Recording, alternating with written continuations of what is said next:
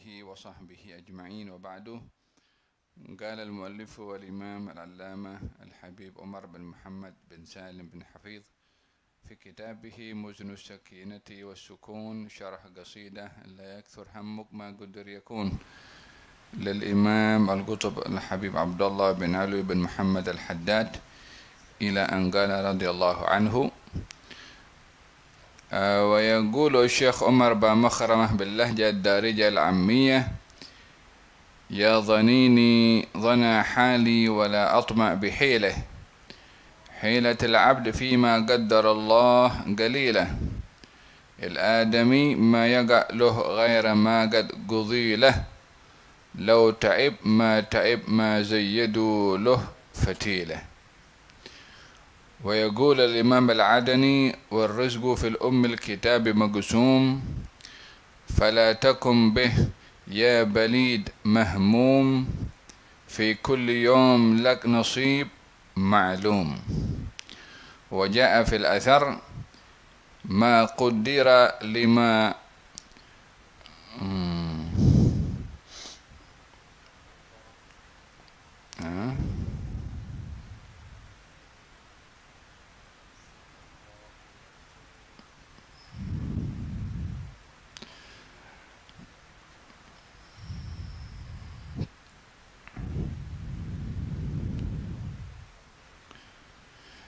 ما قدر لما ضغيك أن يمضغاه فلا بد أن يمضغاه، فلو كتب الله لك أن تأكل حبة واحدة مزروعة في شرق الأرض أو غربها فلا بد أن تصل إلى فمك، ولا يمكن لغيرك أن يأكلها. يقول تعالى: وكأي من دابة لا تحمل رزقها الله يرزقها وإياكم وهو السميع العليم، أي يرزقكم ويرزق دوابكم أيضا. Yani pada kata-kata yang disampaikan oleh Syekh Umar bin Makhramah, bait syair yang maksud daripada bait syair ini mengajak kepada kita memahami bahwasanya segala usaha dan upaya yang dilakukan oleh seorang hamba itu tidak akan terlepas daripada ketentuan qada dan qadarnya Allah Subhanahu wa ta'ala. Bukanlah usaha yang mengubah segala-galanya, tapi usaha wasilah untuk mendapatkan bantuan daripada Allah mengubah segala-galanya. Innallaha la yughayyiru ma biqaumin hatta yughayyiru ma bi anfusihim. Allah tidak akan mengubah nasib seseorang kecuali orang itu berusaha untuk mengubah nasibnya.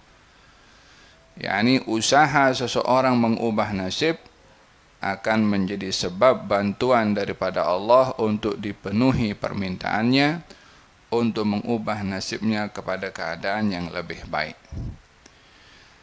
Berbicara tentang qada dan qadar ke atas segala usaha, termasuk daripada usaha mencari rezeki.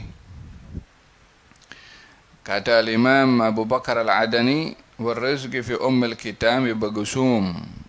Rezeki setiap orang itu sudah tercatat dalam ummul kitab, dalam lauhil mahfuz. Maka kamu wahai orang yang bodoh jangan mahmum, yakni jangan susah hati untuk tidak dapat rezeki, kerana sudah ditentukan. Untuk apa lagi merasa risau akan rezeki kalau rezeki kita sudah tersedia, sudah ada. Fi kulli yawm lak nasib ma'lum, setiap hari rezeki kamu itu sudah ditentukan oleh Allah Subhanahu wa ta'ala. Sehingga dalam athar dinyatakan tidaklah ditakdirkan bagi orang yang mengunyah untuk mengunyah makanan, melainkan makanan itu pasti akan dikunyah. Yani bila seseorang itu ditentukan oleh Allah akan mendapatkan makanan untuk dimakan, maka tiada akan terlepas makanan tersebut, melainkan akan sampai kepada dia. Dan kalau ada seseorang yang sudah dicatat untuk makan makanan daripada biji-bijian yang ditanam di timur atau di barat, pasti makanan itu akan sampai kepada dia. Kalau sudah ditentukan, tak akan lari ke mana.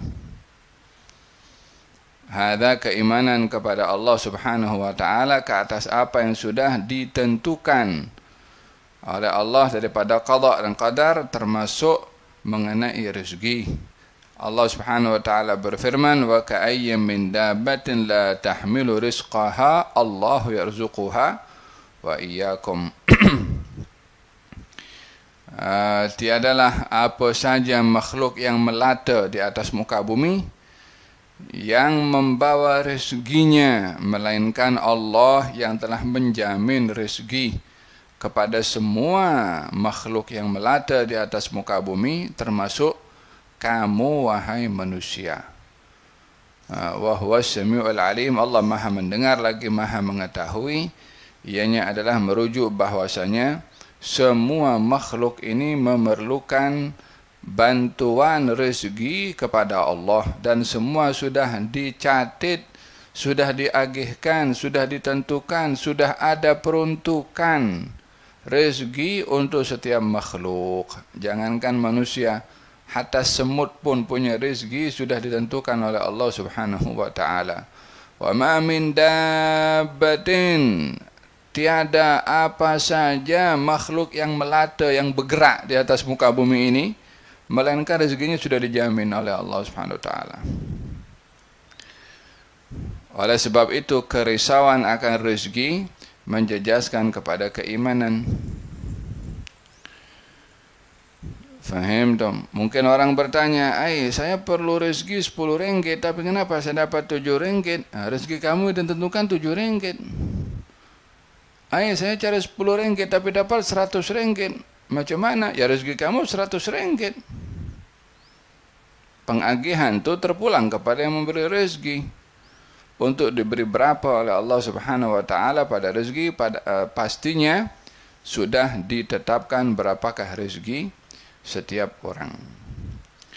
Waqad safara ithnaini sa'yan fi talab ar-rizq. Yani ada dua orang bermusafir. Dua orang bermusafir mencari rezeki.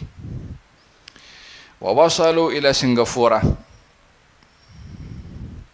Maka sampai ke Singapura.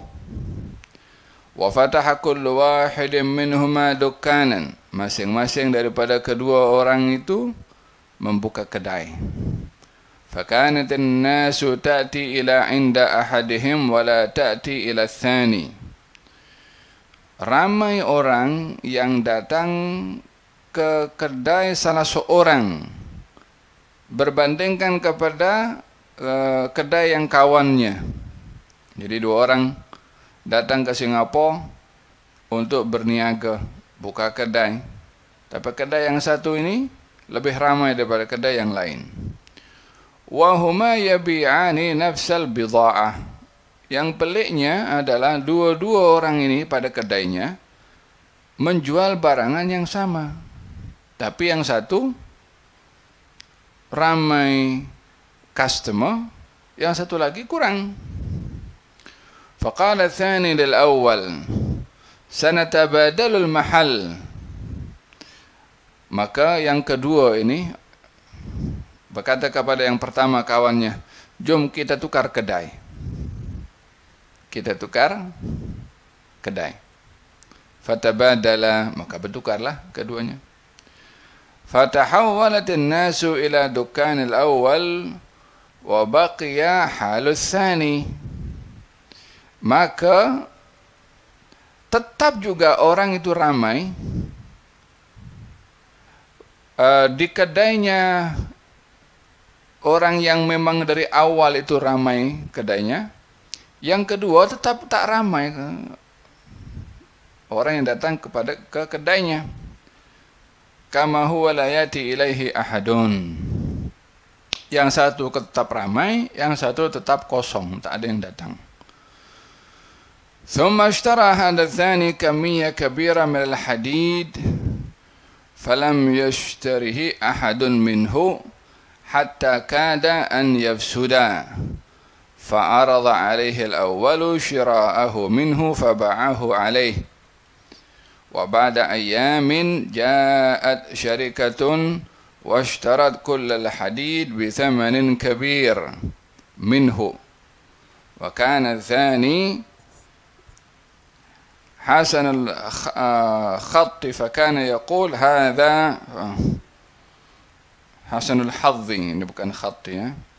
وكان الثاني حسن الحظ فكان يقول هذا عنده حظ وأنا عندي خط حسن الخط فكان يقول هذا عنده حظ وأنا عندي خط والفرق بيننا نقطة واحدة تأخرت عنده وتقدمت عندي.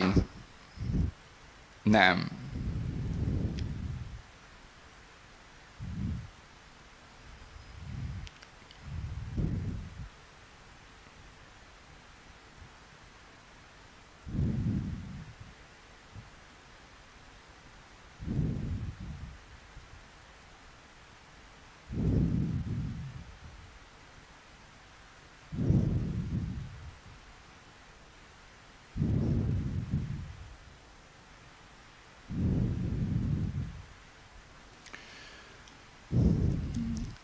Sampai akhirnya yang kedua ini yang yang tak ramai pembeli daripada kedainya. Satu hari dia beli besi. Banyak dia beli besi. Sementara yang pertama tak jual besi. Yang pertama yang banyak pengunjung, banyak customer itu kedainya tidak menjual besi. Yang kedua menjual besi. Namun tak ada orang yang membeli besi. Tak ada orang yang membeli besi daripada orang yang kedua. Akhirnya penjual yang kedua ini jual besinya kepada yang pertama. Baik kau beli aku punya besi. Maka dibelilah oleh orang yang pertama yang banyak customer itu. Setelah beberapa hari datang khabar daripada satu syarikat besar yang ingin membeli sejumlah besar besi daripada kedai lelaki yang pertama yang banyak customer yang baru menjual besi. Wa kana tsani, adapun yang kedua ini adalah orang yang pandai dalam menulis. Maka katanya, hadza indahu hadzun, kawan saya ini nasibnya baik, wa ana indi khattun, adapun saya ini mempunyai khattun. Al-khatt ini rancangan, saya ini pandai merancang, tapi kawan saya ini nasibnya yang baik.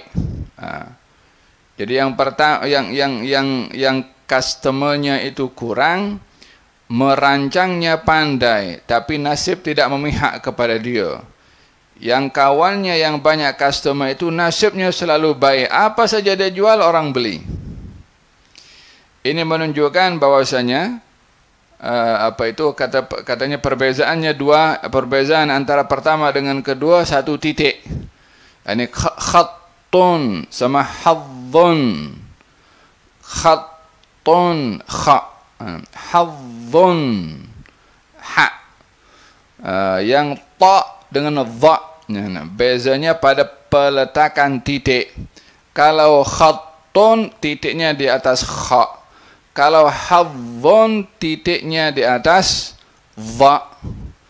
Tulisannya sama, tulisannya hurufnya itu hampir sama antara ha dengan ta, hanya satu yang pertama adalah khattun, yang satu hadzun. Perbezaan makna. Hadzun artinya nasib yang baik. Kawannya yang banyak customer memang nasibnya baik, apa saja dia jual orang beli. Adapun yang kedua itu pandai merancang, pandai menyusun, pandai mentadbir, tetapi nasib tidak memihak kepada dia. Artinya dalam hal ini adalah rezeki itu Allah Subhanahu wa taala yang menentukan. Ada kalanya seseorang itu bernasib baik, ada kalanya sebaliknya. Kullu dzalika liya'lam al-insan anna al-umura muqaddaratun bitaqdirin min azizin hakim. Contoh di atas ini untuk memberikan penjelasan kepada manusia bahwa segala sesuatu itu ditentukan oleh Allah dengan kebijaksanaannya Allah. Yani ada hikmah.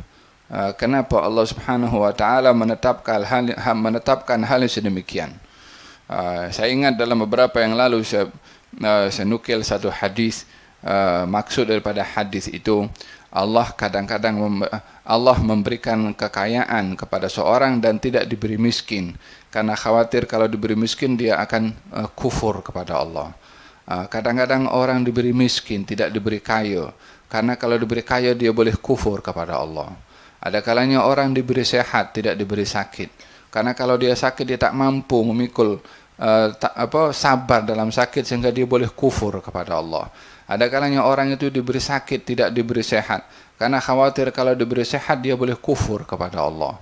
Yani apa yang diberikan oleh Allah Subhanahu wa taala dengan kebijaksanaannya Allah, dengan maha lemah lembutnya Allah, dengan maha baiknya Allah, ada kebaikan yang Allah simpan pada ketentuan qada dan qadarnya Allah Subhanahu wa taala apapun bentuknya. Faham dong? Jadi kalau di dalam belajar, kita belajar, kemudian kita nampak kawan kita ini lebih rajin, lebih cekap, lebih kuat hafazannya, lebih pandai, walaupun sama-sama satu kelas, mungkin terkadang orang itu duduk dalam satu halaqah, kitabnya sama, gurunya sama, subjeknya sama, semuanya sama, jam kelasnya pun sama, duduknya mungkin bersebelahan, tapi yang satu pahamannya lebih luas, yang satu tidak.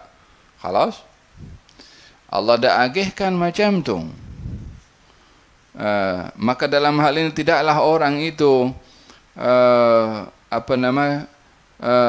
jealous ataupun hasad dengki kepada yang lain kalau lebih pandai daripada dia. Agihan Allah sudah agihkan dan kita terima apa yang Allah agihkan, dan itu yang terbaik diberikan oleh Allah Subhanahu wa ta'ala. La binaw'il bidha'ati wa la biharakatil insan. Segala sesuatu sudah ditentukan oleh Allah Subhanahu wa ta'ala dengan hikmahnya. Ada hikmah yang Allah letak pada ketentuannya, sehingga apa saja yang berlaku bukan karena kepandaian orang, bukan karena gerakan orang, bukan karena promosi orang dalam berniaga. Fakulluha mujarradu asbabin warraziquh wallah. Semua yang dilakukan oleh seseorang itu dalam mencari rezeki, baik itu mempromosikan, baik itu menawarkan, baik itu mengiklankan, baik itu buat poster, apa saja barang yang nak dijual, marketingnya itu dibuat seboleh mungkin. Tapi tetap yang menentukan rezeki itu adalah Allah. Semua usaha manusia dalam mencari rezeki itu adalah asbab, wasilah sahaja. Umpamanya orang mengambil sebab dengan memancing ikan. Ya kan? Orang memancing belum tentu dapat ikan, tapi sebabnya kena ada alat pancingnya, kena pergi laut, kena pergi. Dia mengambil sebab walaupun tidak menjamin apa yang diusahakan akan dapat. Kalau dapat, alat pancingnya itu sebab, tetap yang memberi rezeki adalah Allah Subhanahu wa taala. Kalau kita pancing pasti dapat ikan, belum tentu. Ada orang memancing tak dapat ikan. Ikan umpan yang diumpankan hilang habis dimakan. Dia balik dengan kosong, dia punya baldi. والرزق في الكتاب مقسوم ومما يروى أن اثنين تحاورا في مسألة الرزق فكان أحدهم يقول إن الرزق لا يأتي إلا بالسعي والاجتهاد والآخر يقول السعي سبب والرزق يأتي بسبب وبغير سبب والرازق هو الله وحده. Ada orang berselisih, berbeza pendapat, berdiskusi berkenaan dengan rezeki. Seorang mengatakan rezeki ini pasti didapat dengan kita berusaha dan bersungguh-sungguh. Dengan bersungguh-sungguh, dengan berusaha, kita pasti dapat rezeki. Nah, dipastikan dapat rezeki. Satu pula mengatakan bukan. Usaha itu sebab. Rajin mencari rezeki, bekerja itu sebab. Tapi rezeki itu ada kalanya datang dengan sebab, ada kalanya datang tanpa sebab. Tidak boleh difahami rezeki datang pasti dengan sebab. Kalau tak ada sebab, tak ada rezeki. Itu kata yang pertama. Yang kedua mengatakan bukan. Usaha itu adalah satu sebab. Kalau rezeki ada kalanya datang dengan sebab atau tanpa sebab. Karena yang memberi rezeki adalah Allah Subhanahu wa taala, bukan usaha. Faqala al-awwal lits-tsani. Maka yang pertama berkata kepada yang kedua, "Uqud mahallak wa ana sa'as'a wa sananzur ayyuna yati birrizq." Oke, kalau begitu jom kita buktikan. Kamu duduk sini, aku pergi kerja cari rezeki. Dan tengok siapa dapat rezeki. Yang bekerja atau yang tak bekerja. Fakharaja hadha yas'a fawajada fakihatan ala babil bait. Maka yang pertama tadi pergi berusaha mencari rezeki. Sampai di rumahnya dia dapat ada buah-buahan. Fa'akhadaha. Diambil. Ini aku punya rezeki. Macam mana aku dapat? Pasal aku usaha. Wa raja'a ila sahibihi. Dia pergi ke kawannya yang duduk tunggu tu. Faqala lahu unzur. Indama sa'itu wajadtu rizqa. Hai kawanku, coba tengok. Ketika aku berusaha, aku dapat ini buah-buahan. Tengok nih, katanya. Faqala lahu madza wajadta? Kawannya yang duduk tu tanya, apa kamu dapat? Katanya menjawab, fakihah. Buah-buahan lah. Kata kawannya, aina huwa? Mana buah-buahannya tu? Kalau kamu betul dapat, mana buah-buahannya? Faramaha ilaih. Maka buah-buahan tu dilempar. Tengok ni buah-buahan aku dapat, katanya.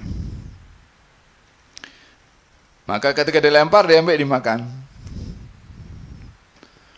oleh kawannya yang duduk tadi. Fa'akalaha thumma qala lahu aina al-fakihah? Setelah habis dimakan, mana buah-buahannya sekarang, katanya. Faqala lahu anta alladhi akaltaha? Katanya, awak makan buah-buahan yang kau bawa tu. Faqala lahu arain? Coba tengok macam mana. Anta sa'ita fil rizq wa ana alladhi akaltuhu duna sa'i.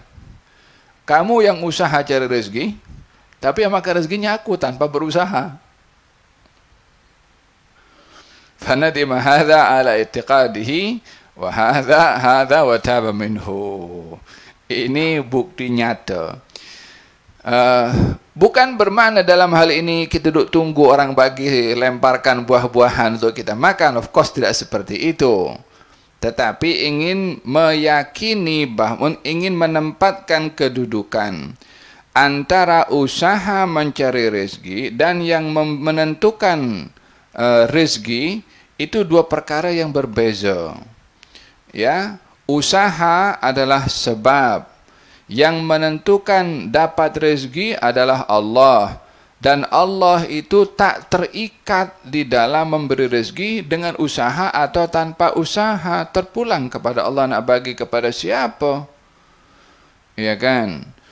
Siti Maryam dapat makan tanpa dia bekerja, tanpa dia berusaha, walaupun hanya dalam biliknya saja. Dalam Al-Quran Allah kisahkan demikian.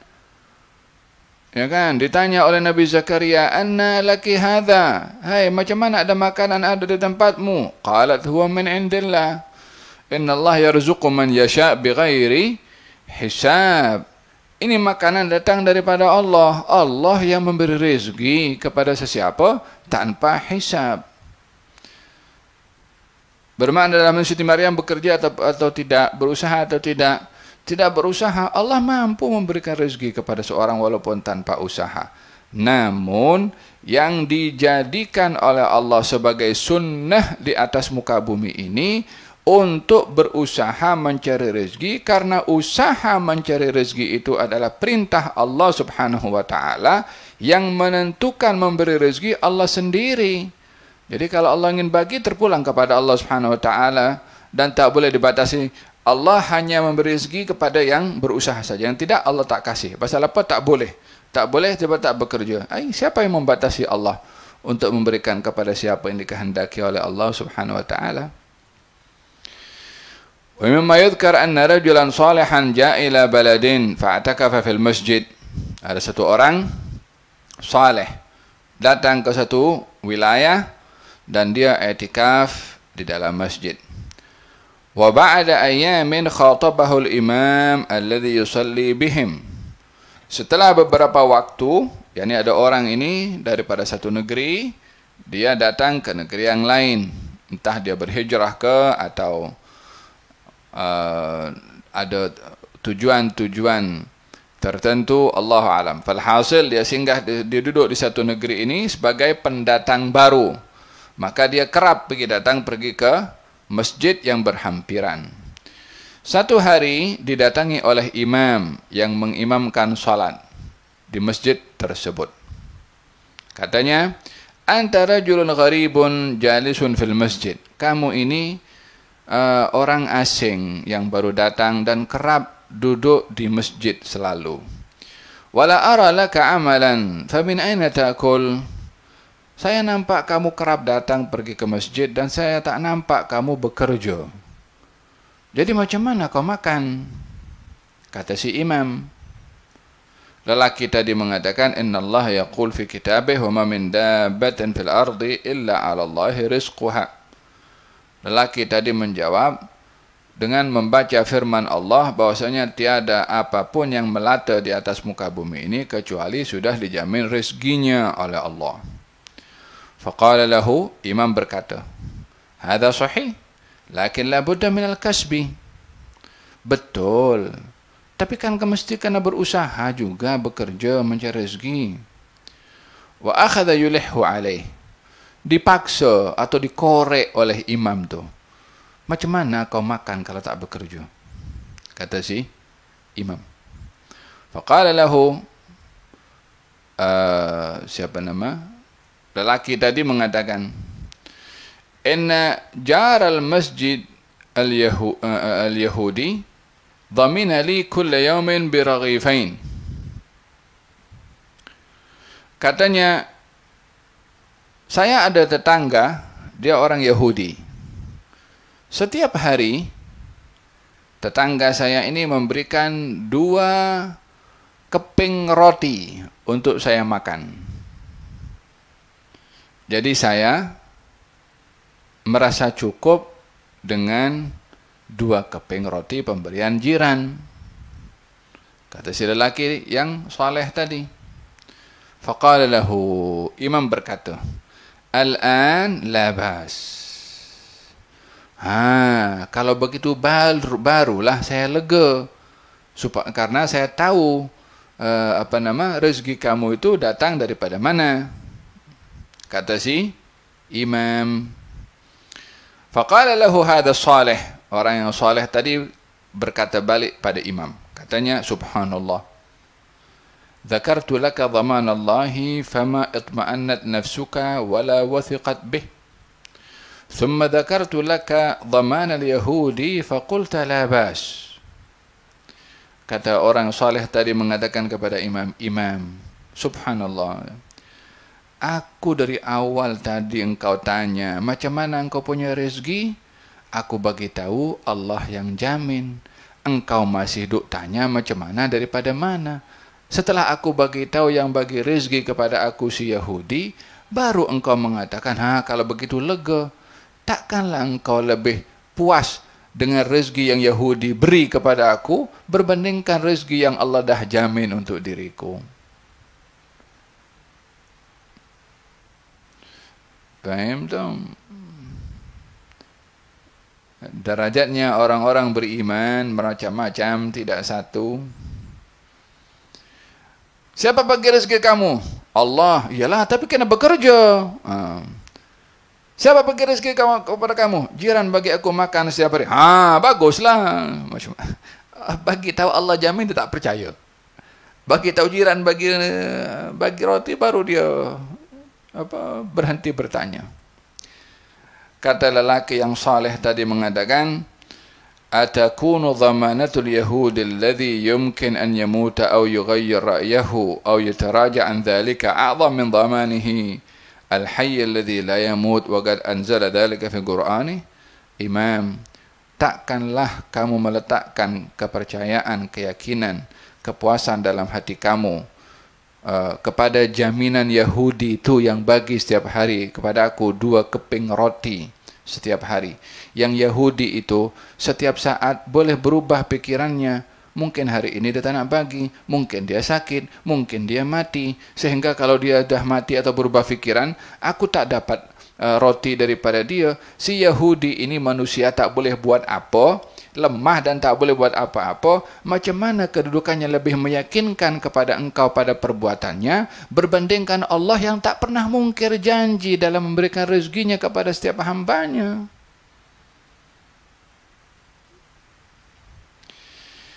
Wa ana lam akun a'lam annaka bihadhihi al-aqidah walau kuntu a'lam annaka hakadha ma sallaitu khalfak. Kata orang saleh ni, aku ni tak tahulah engkau punya iman macam tu. Kalau daripada awal aku tahu engkau punya keimanan itu seperti itu, aku tak solat di belakang engkau dah. Problem. Wa ana al-an sa'aqdi kulla salawati allati sallaituha khalfak. Mula daripada sekarang saya kena qadha, ganti selama solat di belakang engkau. Ternyata saya solat di belakang orang yang akidahnya, keyakinannya problem. Lebih percaya kepada rezeki diberikan manusia berbandingkan rezeki yang Allah jamin. La ilaha illallah. Wa sa'usalli fi masjidin akhar hatta tatuba min hadha al-i'tiqad. Mula hari ini aku tak solat lagi di belakang kau dah, aku cari masjid lain. Sehingga engkau bertaubat. Walidha qalu mathalur rizqi alladhi tatlubuhu mathaludh dhill alladhi yamshi ma'ak anta la tudrikuhu muttabi'an fa idza wallaita anhu tabi'aka. Katanya perumpamaan kamu dengan rezeki ini, ada yang kamu cari, rezeki yang kamu cari, umpama bayangan dengan dirimu. Kita kalau berjalan ada bayangan kan? Anta la tudrikuhu muttabi'an. Kita kalau berhadapan dengan bayangan, yang ikut tu siapa? Kita ikut bayangan atau bayangan ikut kita? Bayangan ikut kita. Macam tu rezeki dengan kita. Dia tak akan kemana. Apa kita dah akan kemana-mana akan bersama. Dah ditentukan oleh Allah Subhanahu wa ta'ala. Wa idza wallaita anhu tabi'aka. Kalau kamu pergi, dia akan ikut. Anta wal khalaiq kulluhum abid wal ilahu fina yaf'al ma yurid hammuk wa ihtimamuk wa yahak ma yufid al qada taqaddam faghna mis sukun la yakthur hammuk ma qaddir yakun. Insyaallah akan dibahaskan pada pertemuan yang akan datang. Maksudnya adalah kamu dan seluruh makhluk adalah hamba kepada Allah. Allah boleh berbuat apa saja terhadap diri kita. Kerisauanmu dan kerunsinganmu tak patut kamu runsing, karena segala qada dan qadar itu sudah terdahulu catatannya. Faghnamis sukun, hiduplah kamu tenang. Karena apa yang akan berlaku itu sudah dicatat oleh Allah Subhanahu wa taala. Tak boleh ada siapa lepas daripada apa yang sudah dicatat. Kita hidup ini macam rel kereta api. Jalan di kereta api. Depan tu next station ada Masjid Jami'. Ya kan? Dah pergi Masjid Jami' itu, tak mungkin pergi ke Gombak. Dah stationnya sudah lurus, macam rel tu dah tak boleh ke mana dah. Kita ini sedang berada di atas kereta api. Relnya itu qada dan qadarnya Allah Subhanahu wa taala. Boleh kita nak kata rel bengkok sana sikit, tak boleh. Dah memang ditentukan kita punya perjalanan, kita sedang berada di atas kereta api, bukan mengendarai kereta api, bukan kita yang drive. Kalau kita drive pun juga tetap tak boleh pergi mana, relnya hanya 2. Faghnamis sukun, jadi apa yang akan berlaku, tenang-tenang saja, relax.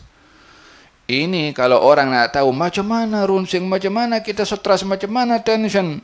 Faghnamis sukun, kalau percaya kepada iman qada dan qadarnya Allah Subhanahu wa taala, dia tenang hatta banjir. Dia tenang hatta ada Covid. Dia tenang hatta karantin. Dia tenang hatta ada Delta. Dia tenang hatta ada Omikron. Entah lagi lepas ini apa lagi tak tahu.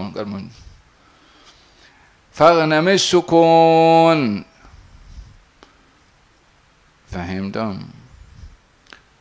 Wallahu ta'ala a'lam bis-shawab. La yakthur hammuk ma qaddir. Yakun, janganlah susah-susah sangat, yang ditentukan oleh Allah pasti akan berlaku. Razaqanallahu wa iyyakum kamalal iman wal yaqin. Wa thabbatana Allahu wa iyyakum 'alal haqqi wal huda. Wa razaqanallahu wa iyyakum as-sakinata was-sukun. Wa sallallahu ala sayyidina Muhammadin wa ala alihi wasallam. Alhamdulillahi rabbil alamin. Bisirril Fatihah.